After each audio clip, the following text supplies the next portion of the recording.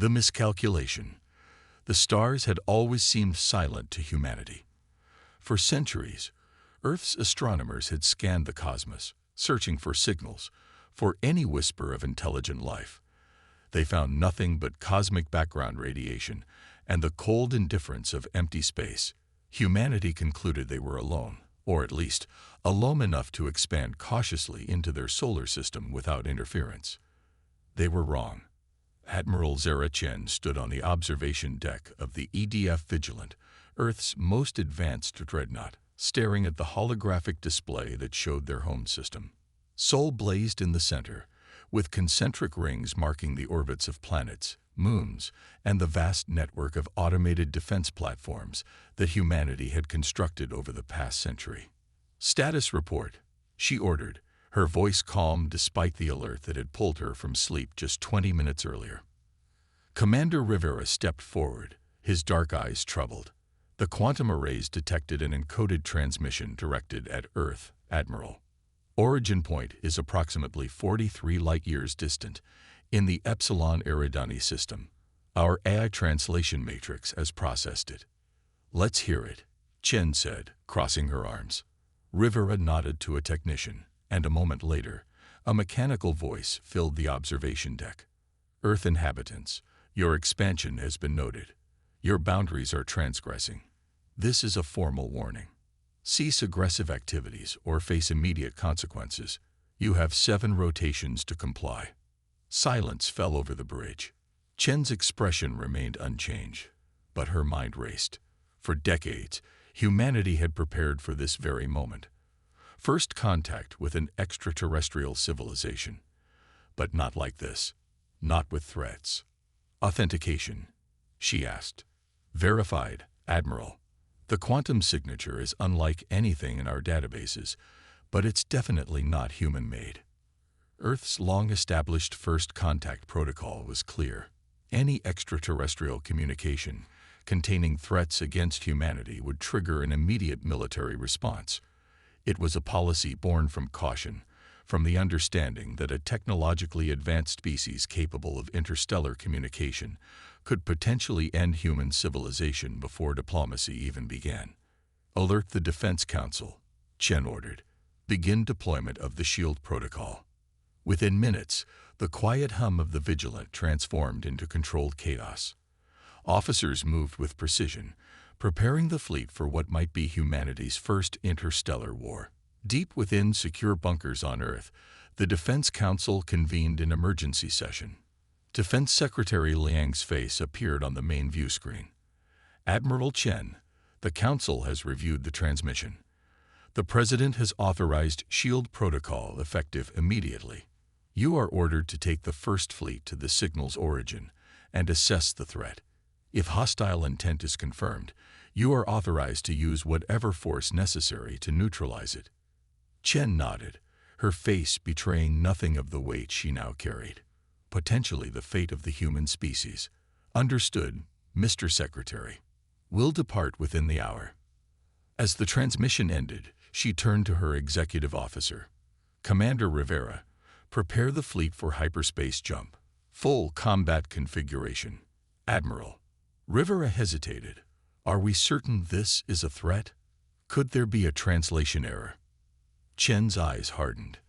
"The protocol doesn't give us the luxury of doubt, Commander. If we're wrong, we can apologize later. If they're hostile, and we hesitate." She left the sentence unfinished. The First Fleet, 12 advanced warships including the massive Vigilant, broke orbit from Jupiter's military station, engines burning bright against the darkness.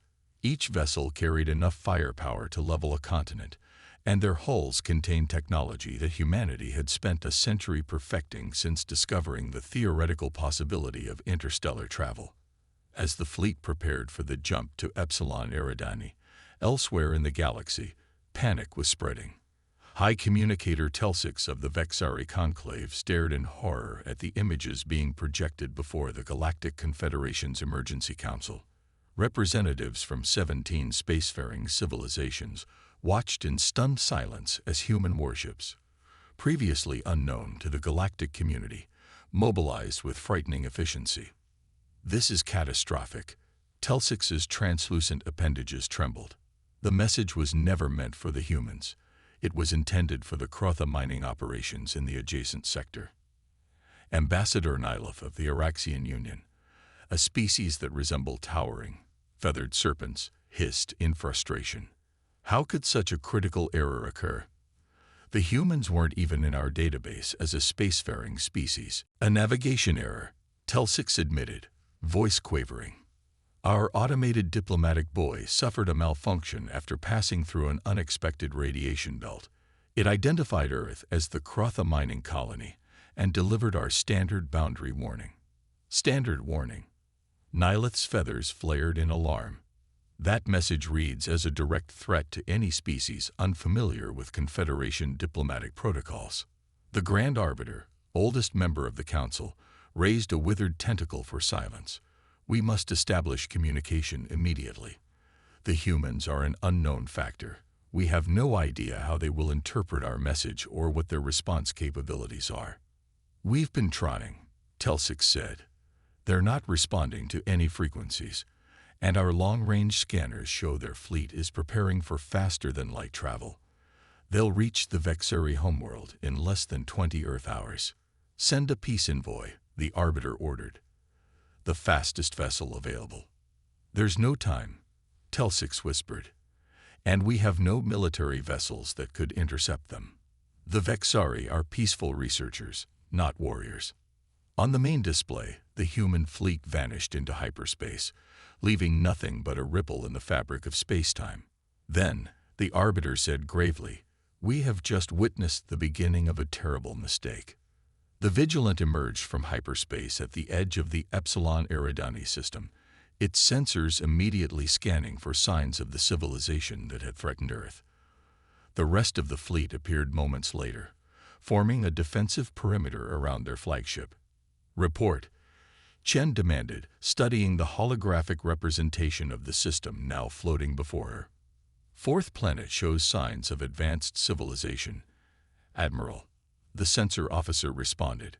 "Multiple orbital structures, consistent energy readings, and strange, there's minimal defensive capability that we can detect." Chen frowned. That doesn't match the aggressive tone of their message. "Any vessels moving to intercept?" "No, Admiral. In fact, it appears some of their orbital platforms are moving away from us." "They're retreating?" Rivera asked. Before anyone could answer, the communications officer turned from his station. "Admiral, we're receiving a transmission. It's on all frequencies, being broadcast system-wide." "On screen," Chen ordered. The holographic display shifted, revealing an alien being unlike anything humanity had imagined. It had a translucent body with multiple limbs that seemed to flow like water, and 3 large eyes arranged in a triangle pattern. "Humans of Earth," the translation matrix converted its melodic sounds. "We, the Vexari, humbly apologize for the grave error that has brought your mighty fleet to our home. The message you received was sent in error, intended for another species violating mining treaties in a neighboring sector. We are researchers and explorers with no hostile intent toward Earth or humanity. We beg you to cease your approach and open diplomatic channels." Chen's eyes narrowed. This could be a deception, a way to lower our guard. "Admiral," Rivera said quietly, "their orbital platforms are completely unshielded. Our sensors confirm they have no significant weapon systems. If this is a trap, it's an elaborate one." For long moments, Chen was silent, studying the alien that continued to plead for peace. The first contact protocol was clear, but it was also created without the nuances of actual interaction. She had the authority to neutralize threats to Earth. But what if there was no threat? "Hold position," she finally ordered. "Maintain combat readiness, but do not advance further into the system." She turned to the communications officer. "Prepare a response. Inform them that we are here in response to what we perceived as a threat against our homeworld, and that while we accept their explanation provisionally, we will require verification before standing down." As the message was transmitted, Chen gazed at the alien world on the display. blue-green like Earth, but with strange geometric patterns visible even from orbit. If she was wrong about the Vexaries' intentions, humanity would face no threat. If she was wrong about their sincerity, Earth might face extinction. The weight of that decision pressed down on her shoulders like the gravity of a neutron star. In the highest tower of the Vexari Central Concordance, First Scholar Valix watched with 6 of his fellow council members as the human fleet held position at the edge of their system. The atmosphere in the chamber was tense. Never before had the Vexari faced such a potential catastrophe. "They aren't advancing," Helix, the science coordinator, observed. "That's promising." "Their weapons remain active," countered Merix, the defense advisor, "and their energy readings are overwhelming. If those ships open fire, our planetary shields won't hold for more than minutes." Valix's 3 eyes blinked in sequence, a sign of deep thought among his kind. "We must convince them of our sincerity. Prepare all records of the navigation error that led to this situation. Transmit them immediately." "First Scholar," interrupted Zelix, the youngest council member, "I've been analyzing the human ship designs. They're remarkable. Their technology is different from anything in the Confederation. Their hyperspace method is entirely novel." "Your point?" Valix asked. "They achieved this in isolation, without the benefit of galactic knowledge sharing. The humans may be more formidable than any species we've encountered before." The silence that followed was broken by an incoming transmission. The humans had responded. "This is Admiral Zara Chen of the Earth Defense Fleet Vigilant. We acknowledge your claim of a diplomatic error. However, we require concrete evidence before we can accept that our worlds are not in conflict. We will remain in position and await your proof. Be advised that any aggressive movement will be met with immediate and overwhelming force." Valix turned to his council. "You heard them. Gather every record, every piece of evidence that can prove our mistake. The future of our species depends on convincing these humans that we mean them no harm." As the council members dispersed to carry out his orders, Valix remained staring at the image of the human fleet. In just one standard rotation, the galaxy had fundamentally changed. A new power had emerged from isolation, one that responded to a single mistaken message by deploying a fleet capable of devastating an entire civilization. The humans were now a factor in galactic politics, whether the Confederation was ready for them or not. And the stars would never be silent again. The revelation. 3 standard Earth days had passed since the first fleet's arrival in the Epsilon Eridani system. The Vigilant remained in high orbit above the Vexari homeworld, surrounded by a defensive formation of warships that continued to monitor every transmission, every movement, and every energy fluctuation on the planet below.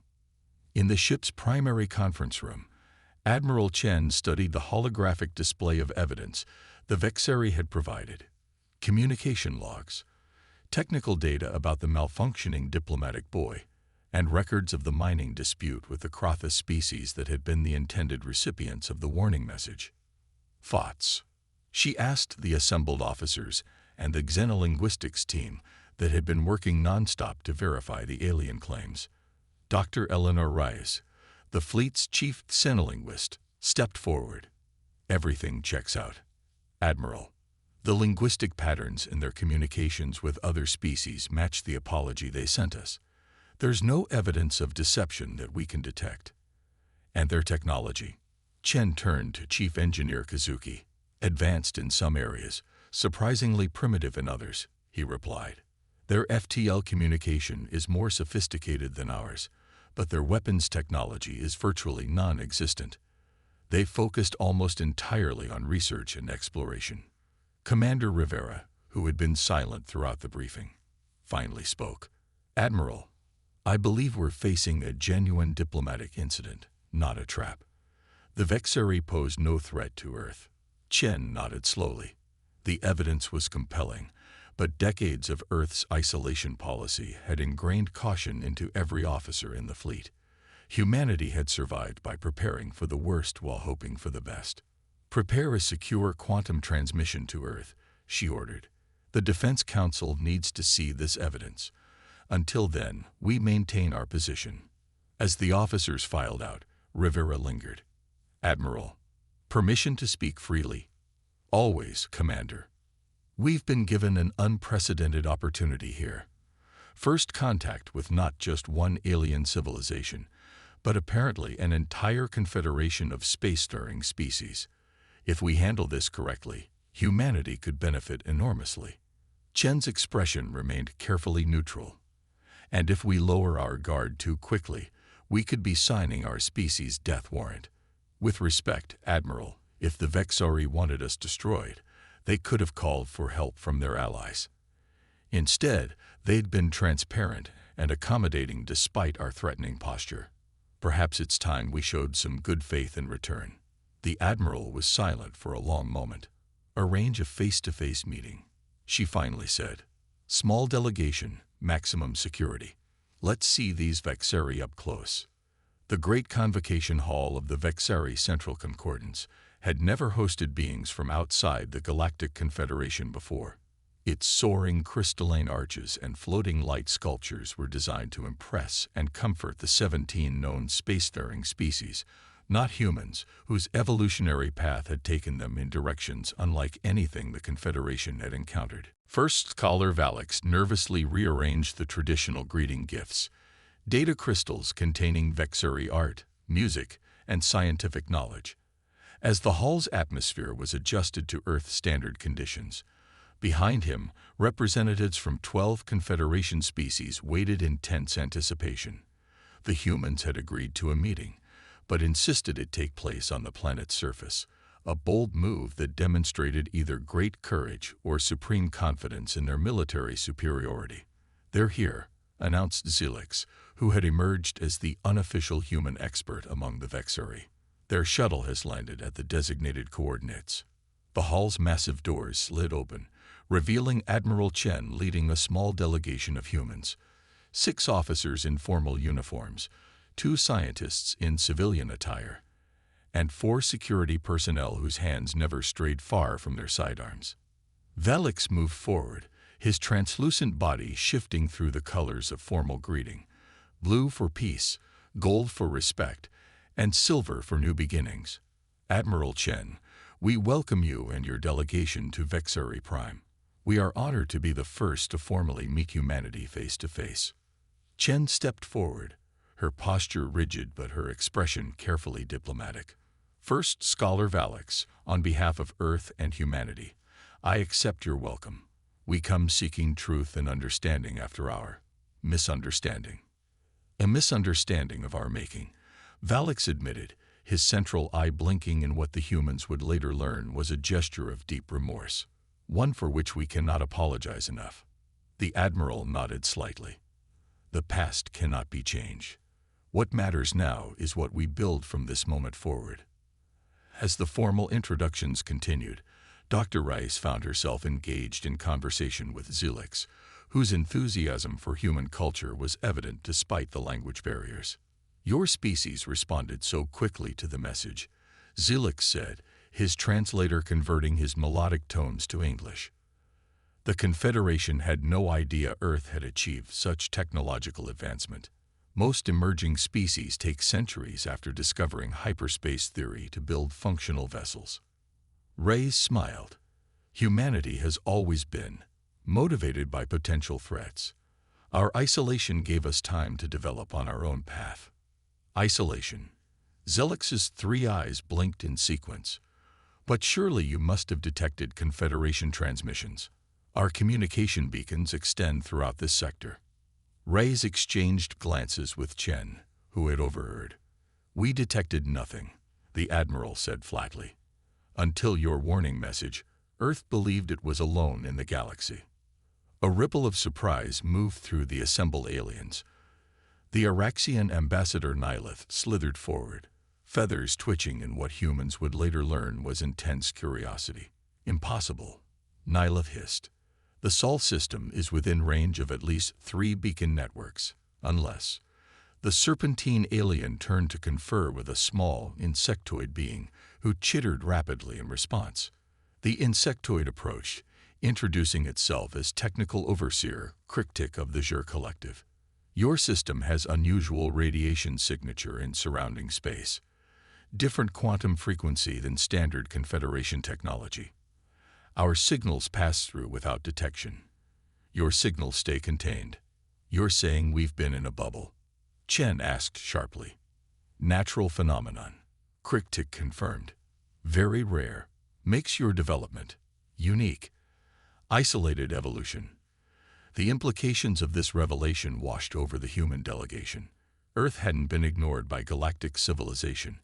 It had been invisible to it, developing in a pocket of space that naturally concealed their signals and blocked incoming transmissions, until the malfunctioning diplomatic boy had stumbled through that barrier by chance. 6 months later, the observation deck of the Vigilant had been transformed.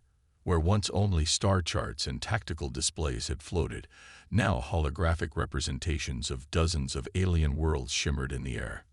Admiral Chen, recently promoted to Earth's first ambassador to the Galactic Confederation, stood beside Valix as they watched a Confederation science vessel and 3 Earth research ships conduct joint maneuvers.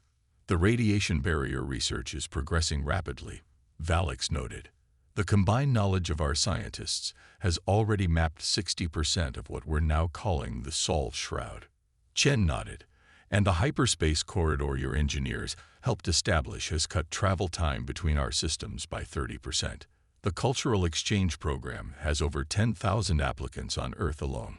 Progress beyond our most optimistic projections, Valix agreed, his body glowing with the silver blue of satisfaction. What neither mentioned, but both understood, was the profound impact humanity's emergence had already had on galactic politics. Earth's isolationist history and formidable military technology had sent shockwaves through the Confederation. Some species saw humans as dangerous newcomers. Others viewed them as potential allies against the more aggressive factions in unexplored regions of the galaxy. The impressive display of force that humanity had shown, mobilizing an advanced battle fleet within hours of receiving what they perceived as a threat, had not gone unnoticed. Several Confederation races had already approached Earth about defense treaties and military cooperation. The Krotha have lodged another formal protest about our mining rights agreement, Velix mentioned casually. They claim Earth has no standing in Confederation resource allocation. Chen smiled thinly. Perhaps they should be reminded that Earth's fleet is now permanently stationed at the edge of the Sol Shroud. The same fleet that was prepared to engage an unknown alien civilization over a single threatening message. Valix's middle eye blinked in amusement. I've already suggested they review the records of your arrival in our system. They've become remarkably accommodating since then. A communication officer approached, handing Chen a datapad. She reviewed it quickly, her expression growing serious. The Defense Council has approved the joint military exercises with the Araxian Union and the Xur Collective, she informed Valix. 6 Earth vessels will rendezvous with their fleets next month for the first combined operations. The Confederation has never conducted military exercises of this scale, Valix observed. Your arrival has changed perspectives. Chen's gaze turned to the holographic display, where a small blue-green planet, Earth, rotated slowly. For millennia, humanity looked to the stars and heard nothing but silence. We prepared for the worst while hoping for the best. Now we know we're not alone, but that hasn't changed our fundamental approach. Which is? Valix inquired. Trust, but verify. Extend friendship, but maintain strength. And always, always, be ready to protect what's ours. Valix's body shifted to a deep purple hue that the human translation matrix identified as profound respect.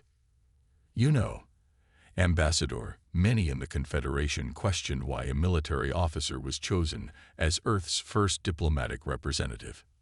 And now they understand.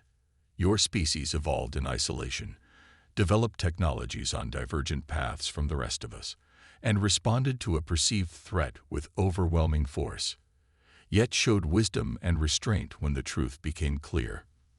Valix's appendages gestured toward the stars visible beyond the holographic displays.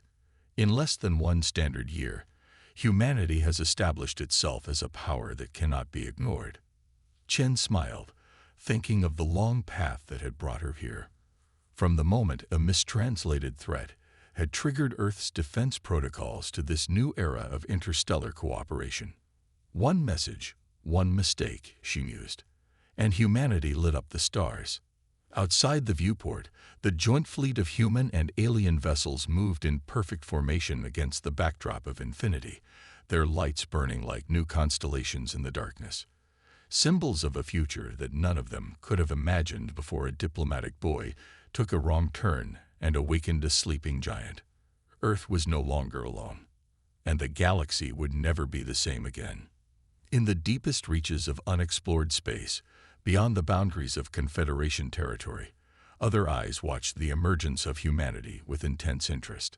Species that had avoided contact with the Confederation for their own reasons observed as this new power.